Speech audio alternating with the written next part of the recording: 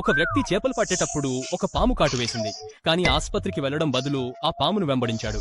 ఆ పాము విషపూరితమా కాదా అని అతనికి తెలుసుకోవాల్సిన అవసరం ఏర్పడింది. ఆ పామును పట్టుకోలేకపోయాడు. కాబట్టి విషం వ్యాపించకుండా ఉండేందుకు తన తోటకొక గుడ్డను కట్టుకున్నాడు. దూర ప్రాంతం, దగ్గరలో ఆస్పత్రి లేదు, హౌస్ క్యామర్, కుడికాలు ఉబ్బిపోయి నీలంగా మారింది. అన్ని లక్షణాలు విషపూరితమైన కాటు అని సూచించే. త్వరిత చర్య తీసుకోవడం ప్రాణాపాయంగా మారింది. అతను దారుణమైన నిర్ణయం తీసుకున్నారు. అతను ప్రమాదం నుండి దూరంగా వెళ్లిపోయాడు. ఈ విషయం గ్రామంలో అంతటా వ్యాపించింది. అందరూ అతన్ని ధైర్యవంతుడని తెలిశారు. ఆ తర్వాత ఒక పాములు పట్టేవాడు అక్కడికి వచ్చారు. ఆ వ్యక్తి తనను కాటేసిన పామును వివరించాడు. పాములు పట్టేవాడి ముఖంలో భావం మారిపోయింది. నెమ్మదిగా అతను తన బ్యాగ్ను తెరిచి అందులో నుండి ఒక పామును బయటకు తీశాడు. అదే పాము. ఒక్కసారి ఆలోచించు, నువ్వు నీ కాలు తొలగించుకున్నావా? ఇది ఒక ర్యాట్ స్నేక్. ఇది విషపూరితమైనది కాడం. ఆ వ్యక్తి అతని మాటలను నమ్మలేదు. అతని కాలు స్పష్టంగా ఉబ్బిపోయి నీలంగా మారిపోయింది. పాముల పట్టేవాడు అతని కాలను పరిశీలించాడు. నాకు ఒక ప్రశ్న ఉంది అని అతను అన్నాడు.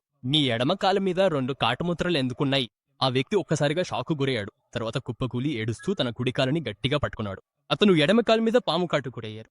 తన ఆందోళనలో అతను టోర్నికెట్ ను తప్పు కాలు మీద కట్టేశాడు. తన కుడికాలు కేవలం ఉబ్బిపోవడానికి కారణం అతను చాలాసేపు రక్త ప్రవాహాన్ని ఆపివేశారని.